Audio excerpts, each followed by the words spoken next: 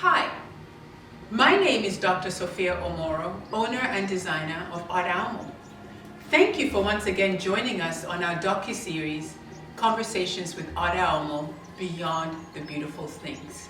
On this episode, we tackle an important topic of clothes as medicine. As always, stay to the end for my wrap-up. See you soon.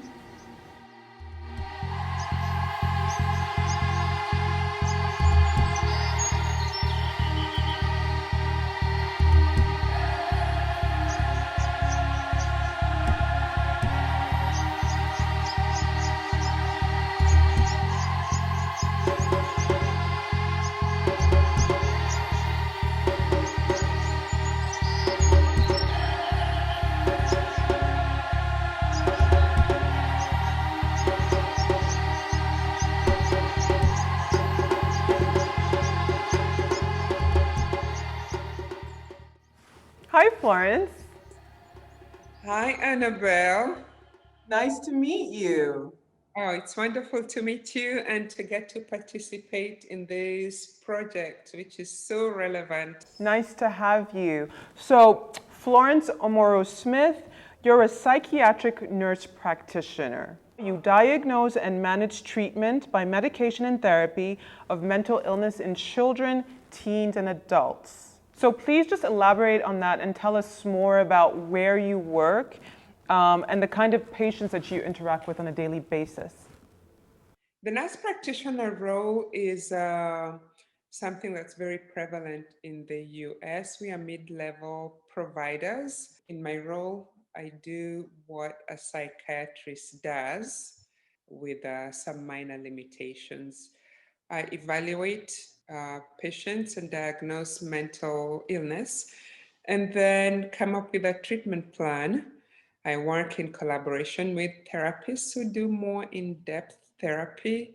And I have worked in different settings, including in an inpatient unit with children, inpatient unit with adults, and a county prison, as well as community centers with a very diverse population. So, I mean, the range of issues you deal with about mental health, I'm assuming it's quite broad.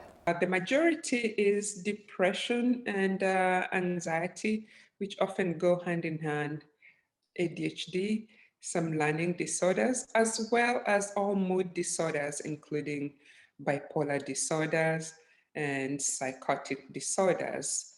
So, with all this expertise that you have, I think it'll be really valuable for you to break down for all of us the science behind this concept that fashion offers more than just a physical outer covering, and that clothes can have qualities that can affect your psyche and determine how you show up in the world.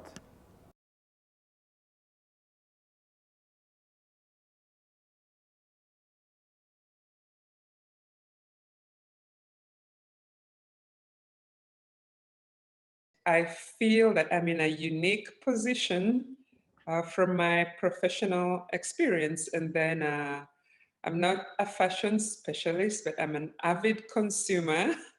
And Yeah. I come from a background where my mother was a seamstress, and from a very young age, I was exposed to that. I remember tiptoeing to get my chin on the table so that I could see whatever she was cutting on the table. And I was usually very fascinated by that. Yeah. I Yeah. took to making miniature clothes of what she was making. I would watch her make, and I take the pieces of cloth that she cut, and I would make something with her, except I would do it by hand and in a miniature setting. And I came from a family of six girls and two boys. And in hindsight, I look at the girls as fashion models for my mother. She really enjoyed dressing us. And when she passed, I felt that me wearing what I want and my style and things that I love and things that she would be proud of make me feel good and connected to her and what she did and what she instilled, as well as gives me memories. Sometimes I wear something and I imagine that mom would say that I that is really smart. That's very smart. So I've taken to that to whenever I've worked in settings that give me an opportunity and flexibility of choosing what I wear. I have taken to that to make me feel a certain way, to make me feel good. So, I mean, from a clinical perspective, which is what you're bringing today, what do we look for in traditional medicine? So traditional medicine, medicine does different things. Medicines cure, medicines help people feel better, and medicines help people maintain a stable baseline state. So we want the role of medication when needed to balance that, to make us feel better. Sometimes it cures when situation is curable. When not, then it's used to maintain a baseline balanced state. And what do you mean by a baseline state? It varies. That is what is my normal me, or what is your normal you, and what I consider my normal me when everything is good, I am content. Moods that I call blips, like the regular ups and downs that happens with situation that are situation appropriate. So what you're saying is that everybody has a different baseline state, which is their normal state of being where they're the perfect version of them. Yes, that's correct. Now, the question is then, how can clothing contribute to our mental health? If we're saying that medicine is somehow restores health and that's why people take it, how does that relate to clothing and fashion? When I was thinking of this interview and this project, it just popped up to me the similarities. I started comparing, like, what does medicine do that clothing also does for us? Exactly. Uh-huh. And in this, I considered the what we know as traditional medicine, like taking pills or taking supplements and vitamins to sustain and maintain us, and sometimes taking an as-needed medication. Let's say somebody was anxious, has anxiety performance to the point that they need an as-needed medication. That medication will help them somewhat mask their baseline anxiety or prevalent anxiety. It can also enhance emotions. Clothing does the same thing. One of the studies that I looked at was a study by Professor Karen Pine of Hertfordshire University in England that she did in 2012, studying a group of women on what they chose to wear and when they were experiencing certain emotions. So it determined that for women in the study group, when they were depressed, they tended to choose like baggy tops. And then when they were happy, they chose happy, bright clothes, right. and so it determined that the mood that they were in would determine what they wear. So it makes sense that, you know, when you're not feeling confident or great about yourself, that you would want to hide away into baggy clothes. And when your health is somewhat restored, that you really, you know, have a renewed sense of confidence. I wonder, when you see your patients in your clinical setting, if you see maybe progressions in your patients where they may start off with a mental health problem and as you guys work through the issues and they get well, that the way they present themselves to you physically changes, whether it's through posture or whether it's through what they wear. Absolutely.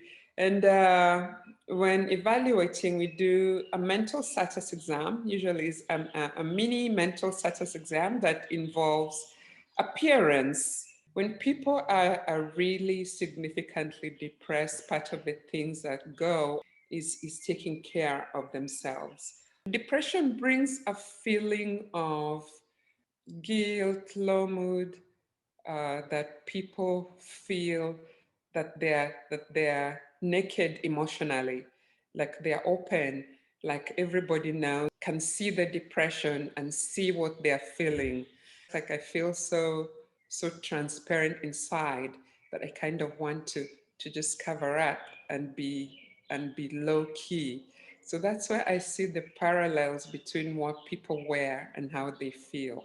Right. So what you're basically saying is these documented studies show that clothes really have the ability to, give us a glow up. The kids are calling it the glow up, meaning they take you from, a state of depression to a state of being uplifted, being joyful, being hopeful, correct? I want to just quickly talk about a study that was done by Adam Galinsky. What we wear determines how we feel. It's something called encloth enhancement, and it was done with when people wear lab coats, they feel more confident. When they wear lab coats that's associated with a doctor, they feel even more attentive and confident. So what we wear can determine how we act, how we behave, and how we perform, and how we present, whether we are confident or not.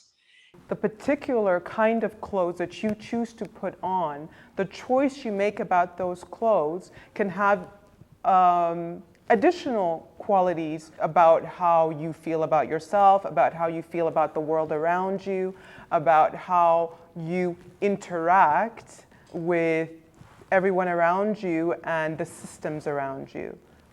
Yes. And this goes, it changes through the lifespan. Let's say teenagers, for example. Teenagers want to fit in with each other. They want to fit in with the clique, they want to fit in with their peers. And at that stage of development, fashion is all about what are we wearing, what's the same thing. And standing out, sometimes it's not seen as a very good thing Right. in stage of development. Sometimes standing out, things we wear as adults because we are now at the stage where we want to be individual, would not be the things that if you were as a teenager, maybe you'd stand out in a way that you get bullied, not necessarily that because there's something wrong with the style, but it's because you're not fitting in. And fashion serves that way in different stages of, do I want to fit in? Do I want to be my own self? And that's changes in different stages of life. So, on top of everything else, there's all this societal pressure that determines how we dress, right?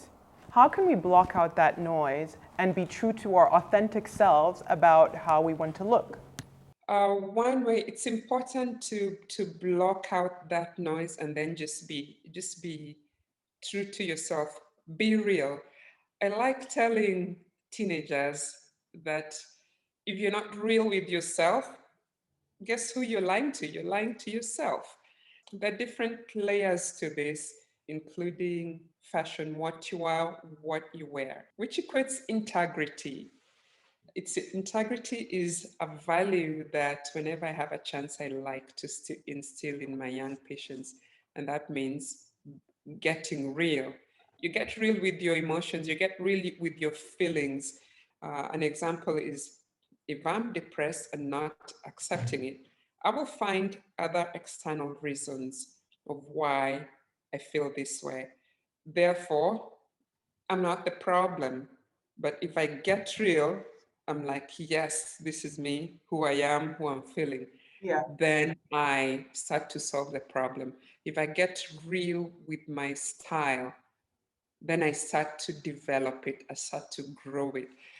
The pressures of fashion can also be very, very stressful because what looks fabulous on you, Annabel, or someone else, may not be the right fit for me, may not be the right style for me.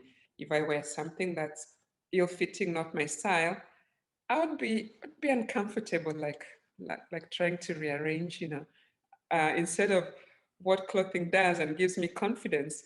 If one wear like something that's not their style, guess what? They're not confident in it.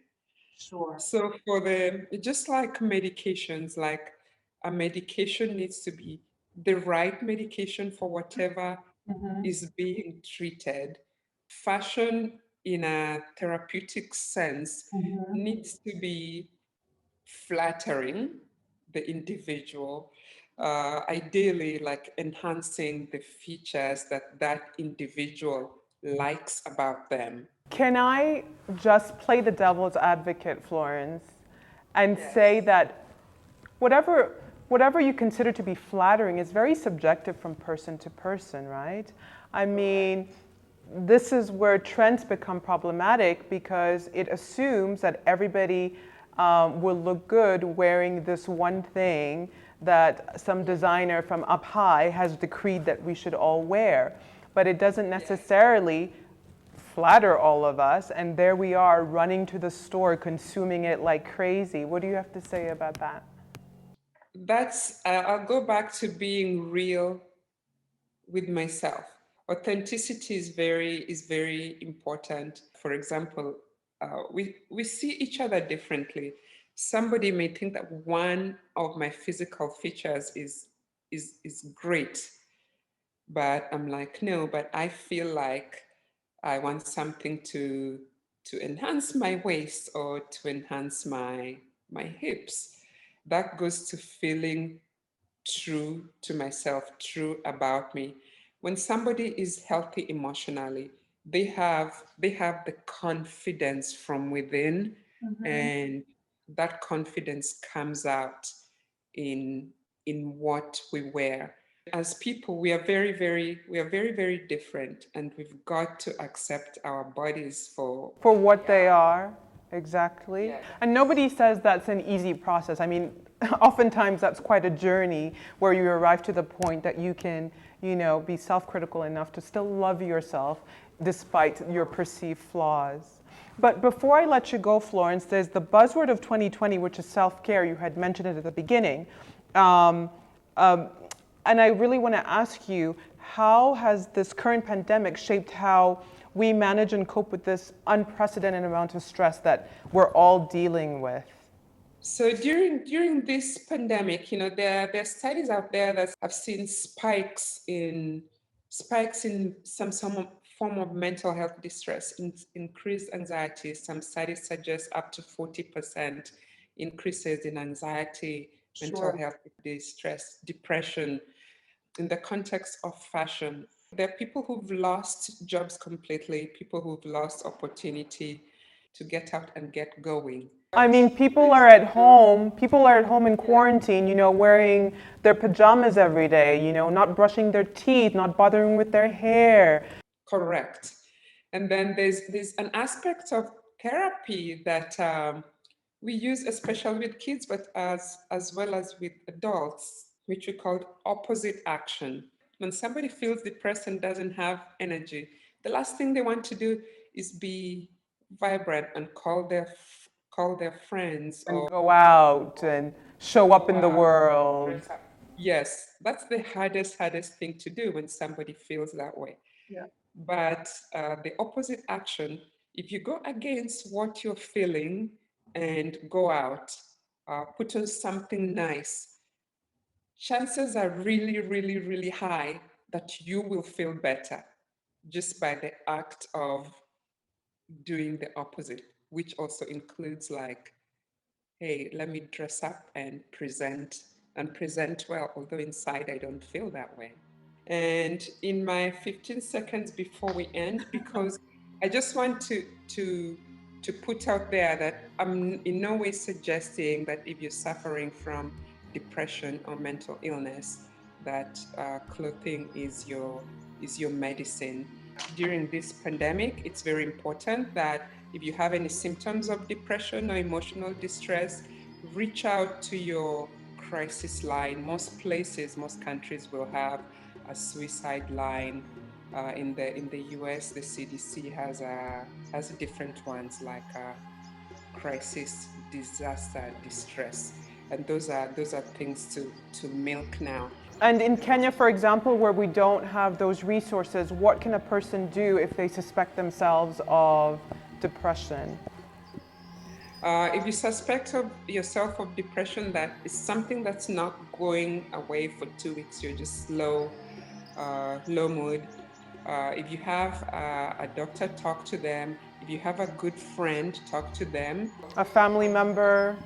Family members, although you can't connect with family members physically, Zoom, WhatsApp, everybody has this. And the upside of the pandemic is that all these ways of communication have now been enhanced. So use them also for self-care when you feel distressed. Florence, I mean, the science doesn't lie, right? Thank you so much. We really appreciate you taking the time to be here, and thank you for the valuable work that you do. And please stay safe out there. Thank you so much. It's a pleasure.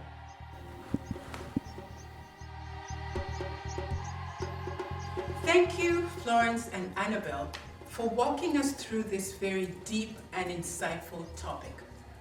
As a doctor, I prescribe medicines to treat, to heal, and to restore health.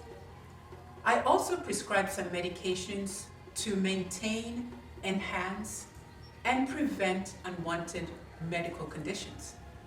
We often forget that a part of our health is our emotional selves. This self is actually directly an extension of how we wear clothes and what we're perceived as.